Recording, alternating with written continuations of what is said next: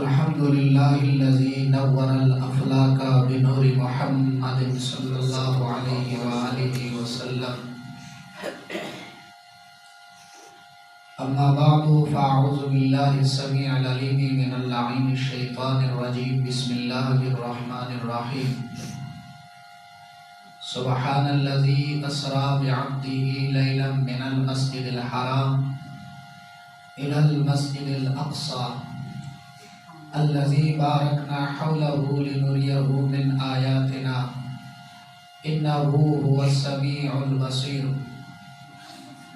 قال النبي صلى الله عليه وآله وسلم عن ابن عباس رضي الله تعالى عنهما عن النبي صلى الله عليه وآله وسلم لما أتاني ربي في أحسن سورة وفي رواية رأيت ربي في أحسن سورة أو كما قال عليه الصلاة والسلام. إن الله وملائكته يصلون على النبي يا أيها الذين آمنوا صلوا عليه وسلموا تسليما. السلام عليك يا سيدي يا رسول الله وعلى آلك وأصحابك يا سيدي يا حبيب الله. سر لامکاں سے طلب ہوئی سوئے منتہا وہ چلے نبی. سر لامکاں سے طلب ہوئی سوئے منتہا وہ چلے نبی. کوئی حد ہے ان کے عروج کی بلغ العلا بکمالہ کشف الدجا بجمالہ حسنت جمیع خصالہ صلوا علیہ وآلہ. فإنه شمس فضل هم كواكبها فإنه شمس فضل هم كواكبها يظهرن أنوارها للناس في الظلم. سريت من حرم ليلا إلى حرم كما سرى البدر في داج من الظلم.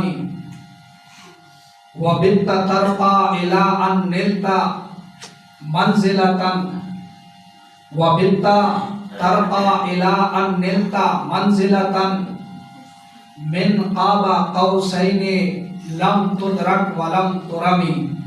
مولاي صل وسلم عليه دائما أبدا على حبيبك خير الخلق كلهم. هو الحبيب الذي ترجى شفاعته لكل حول من الأحوال مقتحم. سامعین و ناظرین، آپ احباب کے سامنے اللہ تبارک و تعالی کی لارب کتاب قرآن مجید برہان رشید میں سے کچھ حصہ پڑھنے کا شرف حاصل کیا ہے.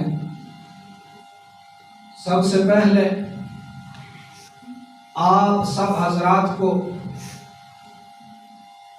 یہ بارونق اور پروقار محفل مبارک ہو کہ آپ نے نبی پاک صلی اللہ علیہ وآلہ وسلم کی شان میں ایسی محفل سجائی ہے.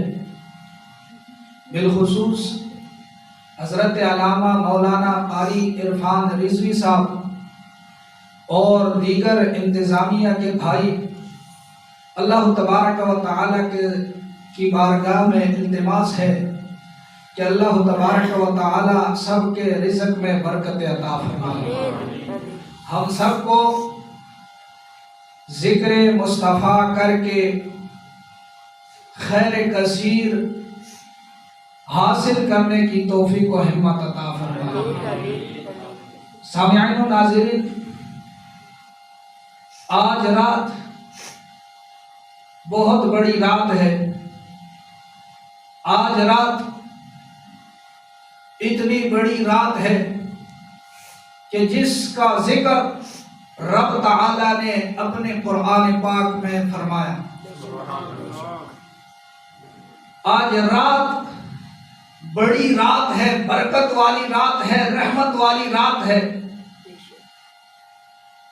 اس بات میں کوئی شک نہیں ہے کہ یہ عظمت والی رات ہے، لیکن اس رات کو جس سے نسبت ہے، جس نسبت سے یہ برکت والی بنی ہے، رحمت والی بنی ہے، فضیلت والے بنی ہے، عظمت والی بنی ہے، اس کی وجہ کیا ہے؟ کیونکہ اس رات کی نسبت مصطفیٰ سے ہے۔ سبحان اللہ۔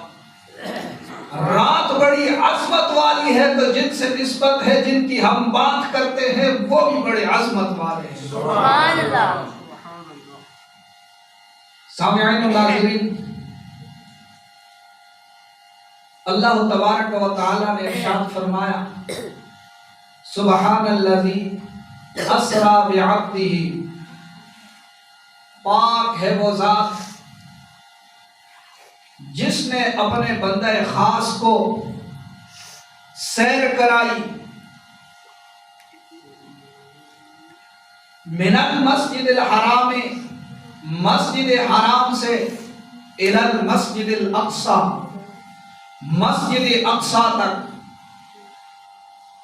اس سے پہلے رب تعالی نے ارادہ فرمایا، اس ارادے کو اعلیٰ حضرت عظیم البرکت رحمت اللہ تعالی علیہ اپنے شعر میں بیان کرتے ہیں، فرماتے ہیں کہ سارے لامکا سے طلب ہوئی، اللہ تبارک و تعالی نے محبوب کو بلانے کا ارادہ فرمایا۔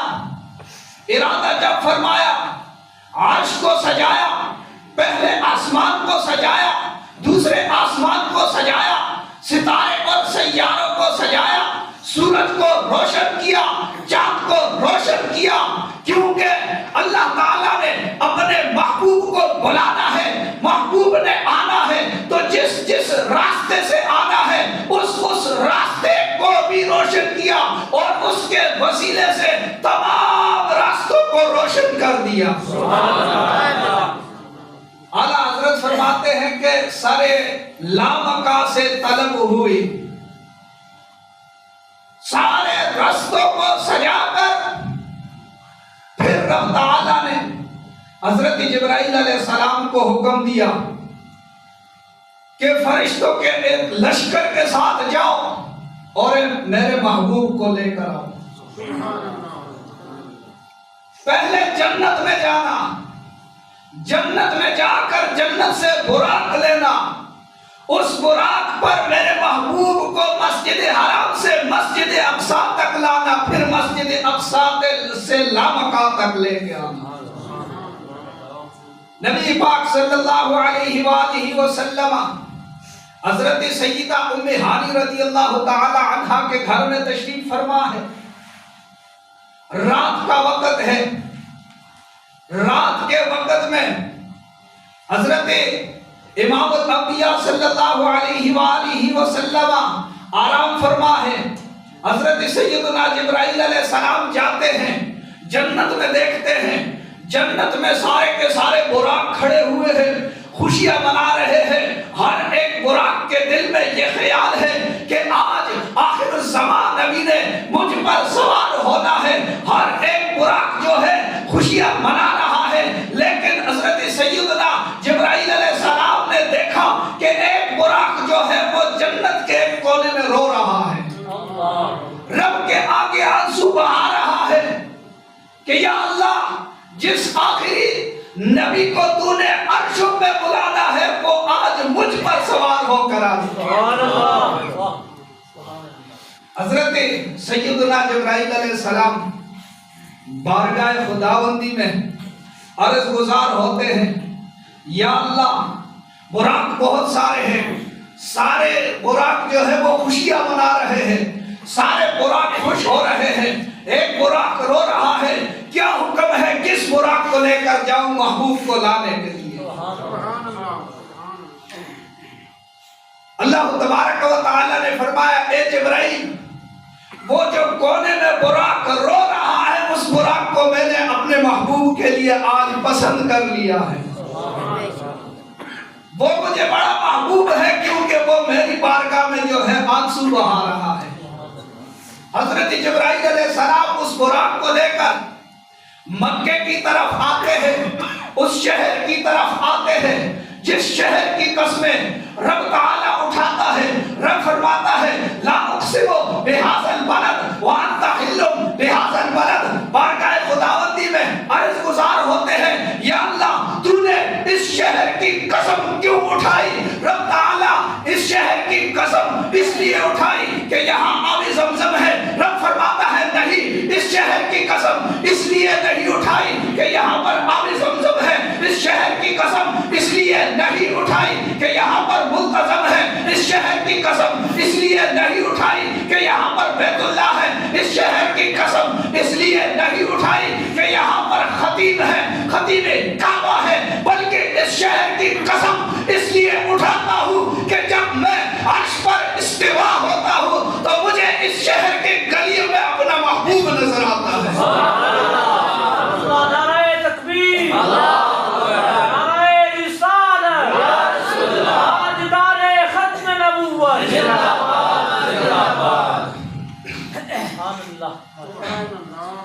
اس شہر میں حضرت جبرائیل علیہ السلام کی آمد ہوئی، دیکھا تو پیارے محبوب صلی اللہ علیہ وآلہ وسلم آرام فرما رہے ہیں، کمرہ جو ہے وہ بند ہے، دروازے کو کنڈی لگی ہوئی ہے، اوپر سے چھت بھی بند ہے۔ جبرائیل علیہ السلام عرض کرتے ہیں یا اللہ میں دستک دے کر محبوب کو جگاؤں؟ رب نے فرمایا دستک نہیں دینی، محبوب کو جگانا ہے تو دستک سے نہیں جگانا۔ یا اللہ پھر آواز دے کر جگاؤں؟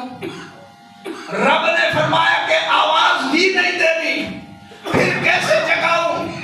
رب نے فرمایا اپنی نورانی طاقت کے ساتھ کمرے میں داخل ہو جاؤ۔ حضرت سیدنا جبرائیل علیہ السلام اپنی نورانی طاقت کے ساتھ کمرے میں داخل ہوتے ہیں، آگے دیکھتے ہیں تو محبوب آرام فرما ہے، محبوب آرام فرما ہے۔ اب یا اللہ ہاتھ لگا کر جگاؤں، پاؤں کو ہاتھ لگا کر جگاؤں، آواز دے کر جگاؤں؟ رب تعالیٰ نے فرمایا ہاتھ نہیں لگانا، آواز نہیں دینی، بلکہ کیا کرنا ہے؟ یا اللہ پھر کیسے جگاؤں؟ فرمایا اپنی نورانی لبوں کو، کافوری لبوں کو ان تنوں پہ لگا دے، میرے محبوب خود ہی جاگ جائیں گے۔ اب سیدنا جبرائیل علیہ السلام آپ نے جب اپنی نورانی لبوں کو قدم مصطفیٰ پر لگایا،